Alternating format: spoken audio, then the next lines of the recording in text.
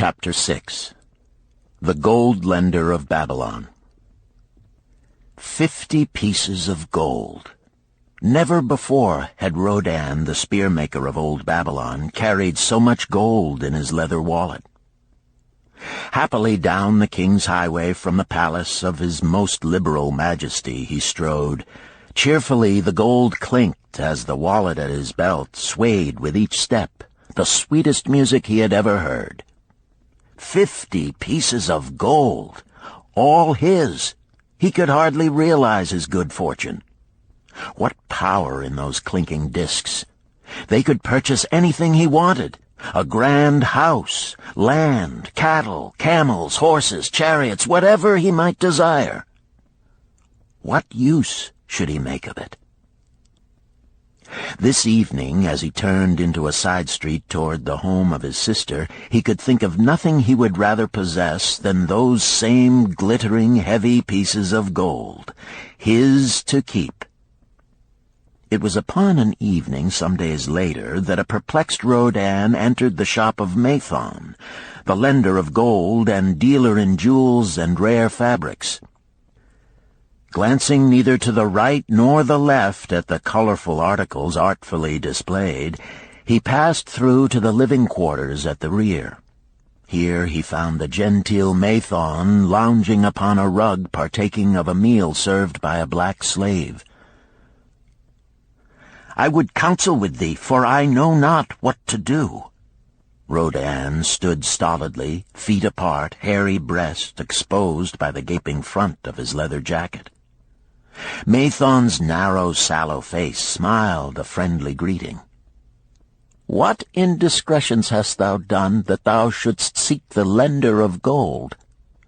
Hast been unlucky at the gaming table? Or hath some plump dame entangled thee? For many years have I known thee, yet never hast thou sought me to aid thee in thy troubles.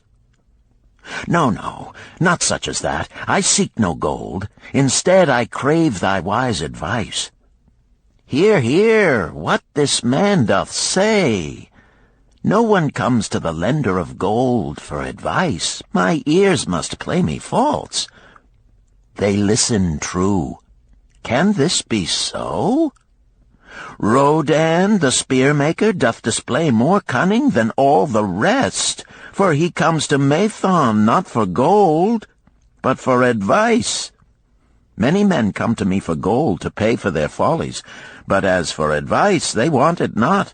Yet who is more able to advise than the lender of gold to whom many men come in trouble? Thou shalt eat with me, Rodan," he continued. "Thou shalt be my guest for the evening. Ando," he commanded of the black slave, "draw up a rug for my friend Rodan, the spear-maker, who comes for advice. He shall be mine honored guest. Bring to him much food, and get for him my largest cup. Choose well of the best wine, that he may have satisfaction in the drinking. Now tell me, what troubles thee?" "It is the king's gift." "The king's gift? The king did make thee a gift, and it gives thee trouble? What manner of gift?" "Because he was much pleased with the design I did submit to him for a new point on the spears of the royal guard, he did present me with 50 pieces of gold, and now I am much perplexed. I am beseeched each hour the sun doth travel across the sky by those who would share it with me." "That is natural. More men want gold than have it, and would wish one who comes by it easily to divide. But can you not say no? Is thy will not as strong as thy fist?" "To many I can say no, yet sometimes it would be easier to say yes. Can one refuse to share with one's sister to whom he is deeply devoted?" "Surely thy own sister would not wish to deprive thee of enjoying thy reward?" "But it is for the sake of Araman, her husband, whom she wishes to see a rich merchant. She does feel that he has never had a chance, and she beseeches me to loan to him this gold, that he may become a prosperous merchant and repay me from his profits. My friend, resumed Mathon, 'tis a worthy subject thou bringest to discuss. Gold bringeth unto its possessor responsibility and a changed position with his fellow men. It bringeth fear lest he lose it, or it be tricked away from him. It bringeth a feeling of power and ability to do good. Likewise, it bringeth opportunities whereby his very good intentions may bring him into difficulties. Didst ever hear of the farmer of Nineveh who could understand the language of animals? I wot not, for 'tis not the kind of tale men like to tell over the bronze-caster's forge. I will tell it to thee, for thou shouldst know that to borrowing and lending there is more than the passing of gold from the hands of one to the hands of another. This farmer, who could understand what the animals said to each other, did linger in the farmyard each evening just to listen to their words. One evening he did hear the ox bemoaning to the ass the hardness of his lot. I do labor pulling the plough from morning until night, no matter how hot the day, or how tired my legs, or how the bow doth chafe my neck, still must I work. But you are a creature of leisure.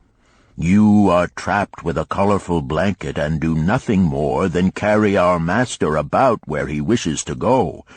When he goes nowhere, you do rest and eat the green grass all the day. Now the ass, in spite of his vicious heels, was a goodly fellow and sympathized with the ox. My good friend, he replied, you do work very hard, and I would help ease your lot. Therefore will I tell you how you may have a day of rest. In the morning, when the slave comes to fetch you to the plough, lie upon the ground and bellow much, that he may say you are sick and cannot work. So the ox took the advice of the ass, and the next morning the slave returned to the farmer and told him the ox was sick and could not pull the plough. Then, said the farmer, hitch the ass to the plough, for the ploughing must go on. All that day, the ass, who had only intended to help his friend, found himself compelled to do the ox's task. When night came and he was released from the plough, his heart was bitter, and his legs were weary, and his neck was sore where the bow had chafed it. The farmer lingered in the barnyard to listen. The ox began first. You are my good friend. Because of your wise advice I have enjoyed a day of rest. And I, retorted the ass, am like many another simple-hearted one who starts to help a friend and ends up by doing his task for him. Hereafter you draw your own plough, for I did hear the master tell the slave to send for the butcher were you sick again. I wish he would, for you are a lazy fellow.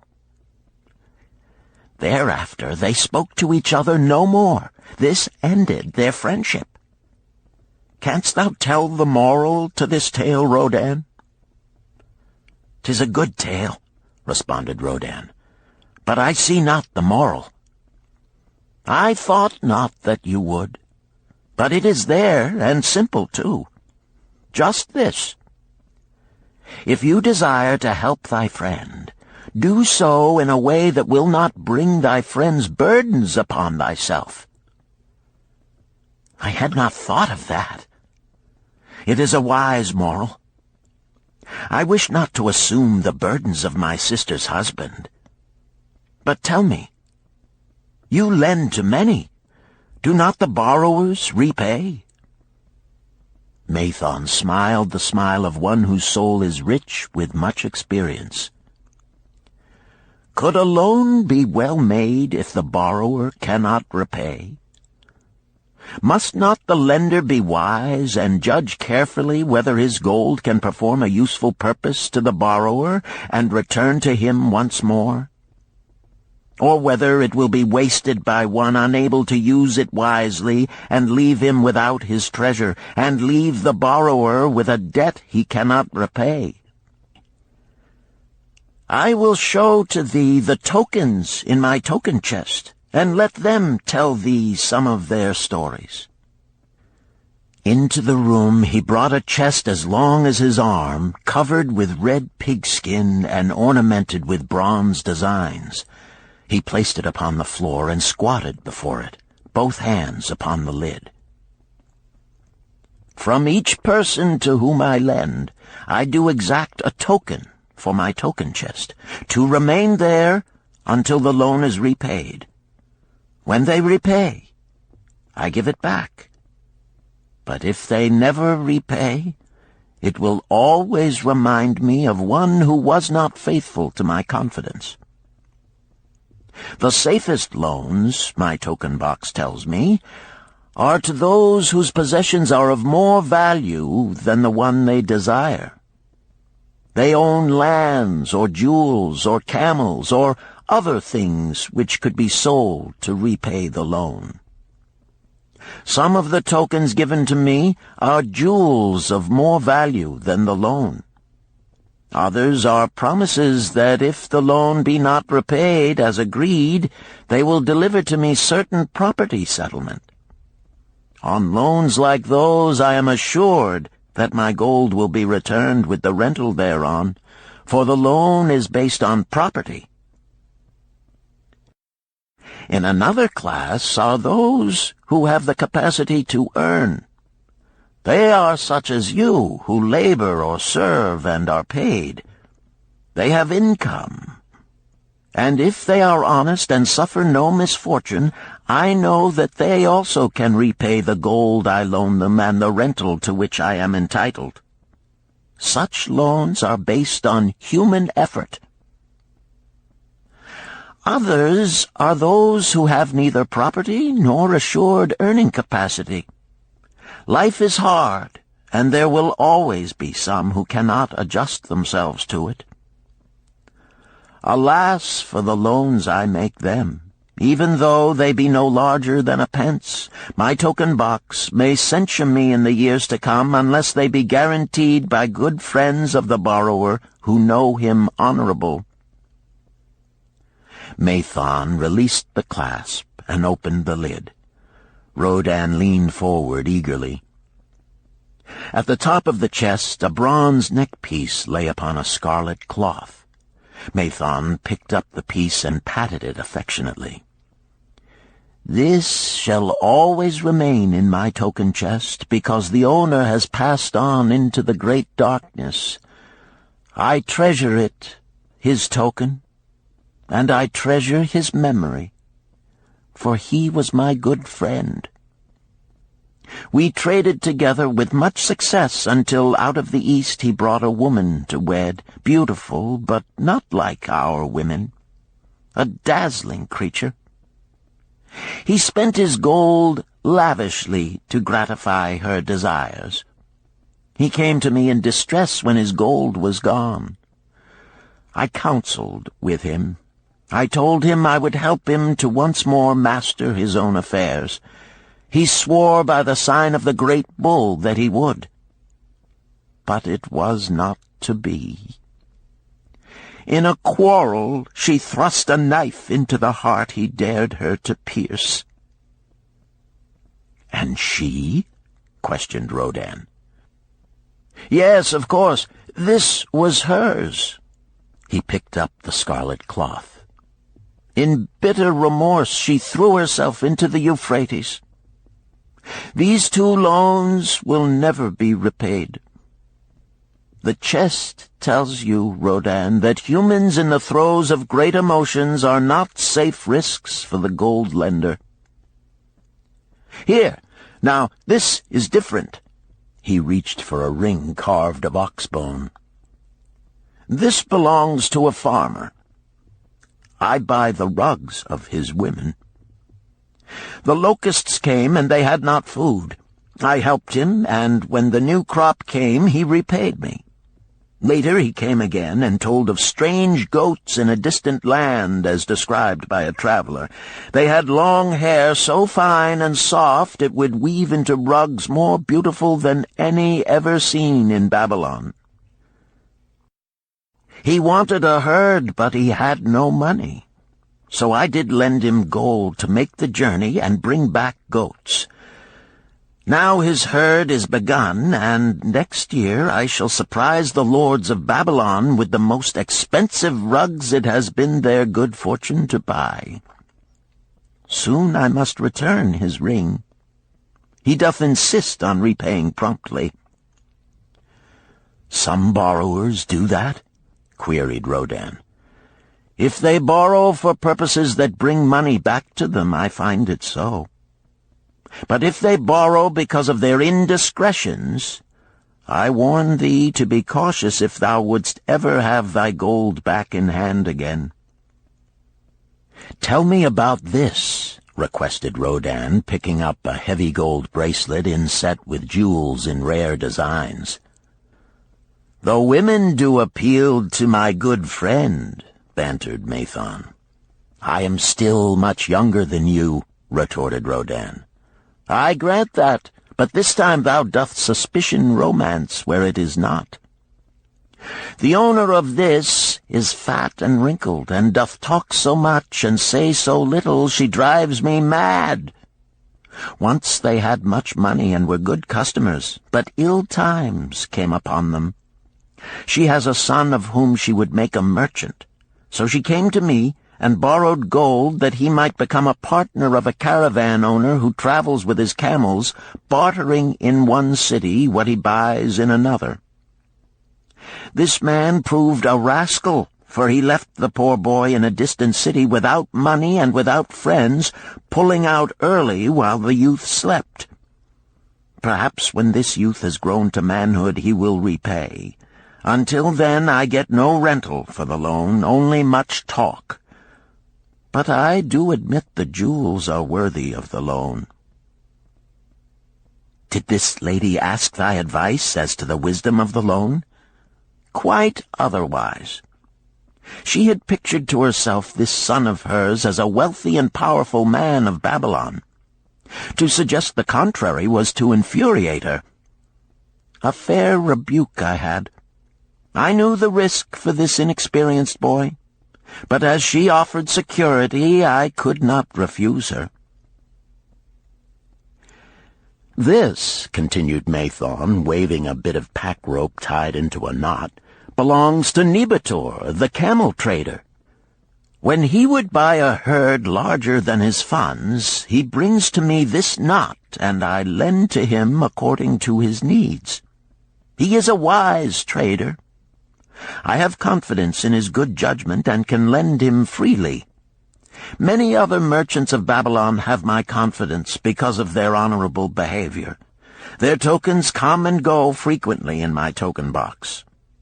Good merchants are an asset to our city, and it profits me to aid them to keep trade moving that Babylon be prosperous." Mathon picked out a beetle carved in turquoise and tossed it contemptuously on the floor. "A bug from Egypt. The lad who owns this does not care whether I ever receive back my gold. When I reproach him, he replies, 'How can I repay when ill fate pursues me? You have plenty more. What can I do?' The token is his father's, a worthy man of small means who did pledge his land and herd to back his son's enterprises.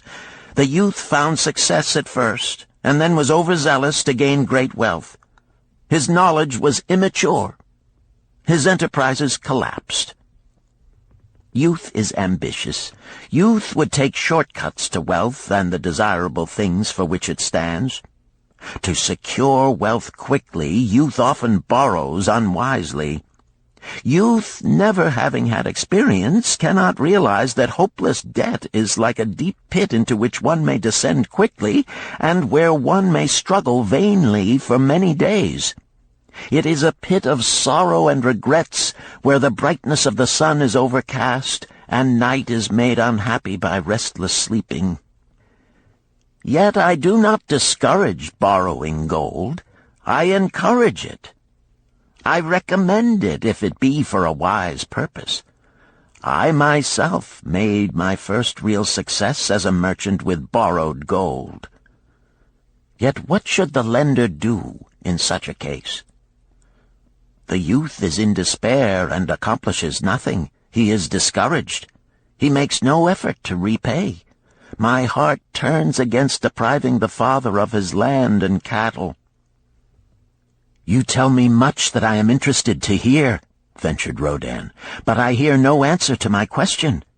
Should I lend my 50 pieces of gold to my sister's husband? They mean much to me." "Thy sister is a sterling woman whom I do much esteem. Should her husband come to me and ask to borrow 50 pieces of gold, I should ask him for what purpose he would use it. If he answered that he desired to become a merchant like myself and deal in jewels and rich furnishings, I would say, 'What knowledge have you of the ways of trade? Do you know where you can buy at lowest cost? Do you know where you can sell at a fair price?' Could he say yes to these questions?" "No, he could not," Rodin admitted. "He has helped me much in making spears, and he has helped some in the shops." Then would I say to him that his purpose was not wise. Merchants must learn their trade. His ambition, though worthy, is not practical, and I would not lend him any gold. But supposing he could say, "Yes, I have helped merchants much. I know how to travel to Smyrna and to buy at low cost the rugs the housewives weave. I also know many of the rich people of Babylon to whom I can sell these at a large profit." Then I would say, "Your purpose is wise, and your ambition honorable. I shall be glad to lend you the 50 pieces of gold if you can give me security that they will be returned." But would he say, "I have no security other than that I am an honored man and will pay you well for the loan?" Then would I reply, "I treasure much each piece of gold. Were the robbers to take it from you as you journeyed to Smyrna, or take the rugs from you as you returned, then you would have no means of repaying me, and my gold would be gone." Gold, you see, Rodin, is the merchandise of the lender of money. It is easy to lend. If it is lent unwisely, then it is difficult to get back. The wise lender wishes not the risk of the undertaking, but the guarantee of safe repayment. "'Tis well," he continued, "to assist those that are in trouble. 'Tis well to help those upon whom fate has laid a heavy hand. 'Tis well to help those who are starting, that they may progress and become valuable citizens. But help must be given wisely, lest, like the farmer's ass, in our desire to help, we but take upon ourselves the burden that belongs to another." Again I wandered from thy question, Rodin, but hear my answer. Keep thy 50 pieces of gold. What thy labor earns for thee and what is given thee for reward is thine own, and no man can put an obligation upon thee to part with it, unless it do be thy wish. If thee wouldst lend it so that it may earn thee more gold, then lend with caution and in many places. I like not idle gold, even less I like too much of risk. How many years hast thou labored as a spear-maker? Fully 3. How much besides the king's gift hast saved? 3 gold pieces. Each year that thou hast labored, thou hast denied thyself good things to save from thine earnings 1 piece of gold? 'Tis as you say. then mightest save in 50 years of labor 50 pieces of gold by thy self-denial? A lifetime of labor it would be. Thinkest thou thy sister would wish to jeopardize the savings of 50 years of labor over the bronze melting pot, that her husband might experiment on being a merchant? Not if I spoke in your words. Then go to her and say, 3 years I have labored each day except fast days, from morning until night, and I have denied myself many things that my heart craved. For each year of labor and self-denial, I have to show 1 piece of gold. Thou art my favored sister, and I wish that thy husband may engage in business in which he will prosper greatly, if he will submit to me a plan that seems wise and possible to my friend Mathon. Then will I gladly lend to him my savings of an entire year, that he may have an opportunity to prove that he can succeed. Do that, I say, and if he has within him the soul to succeed, he can prove it. If he fails, he will not owe thee more than he can hope some day to repay. I am a gold lender because I own more gold than I can use in my own trade.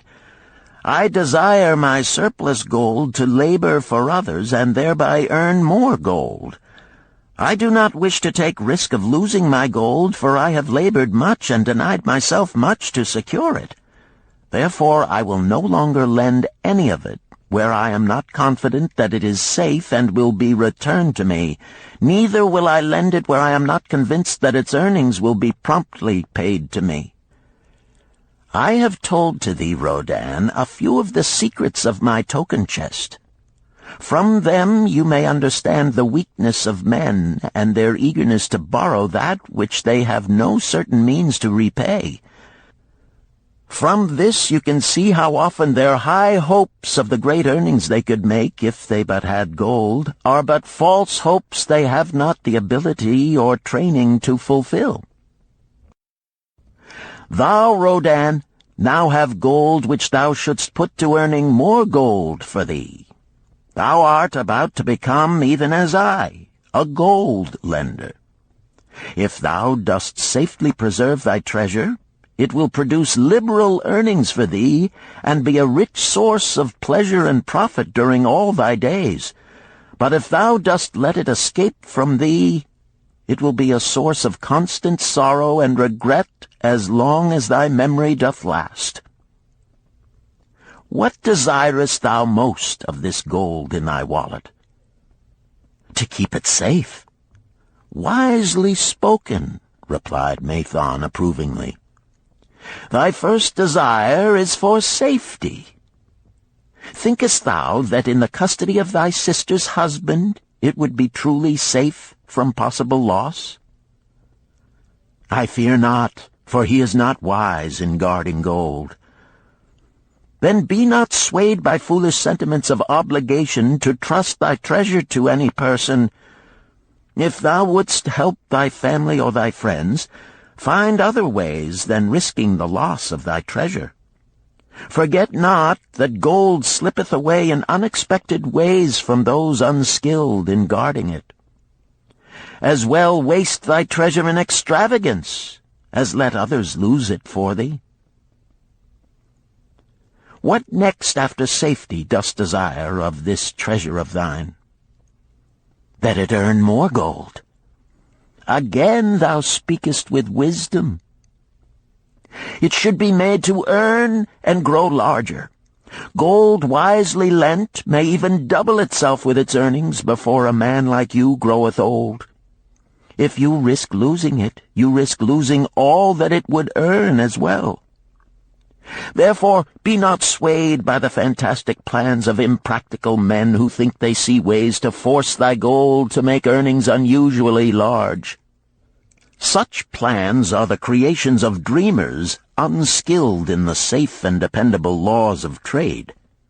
Be conservative in what thou expectest to earn, that thou mayest keep and enjoy thy treasure.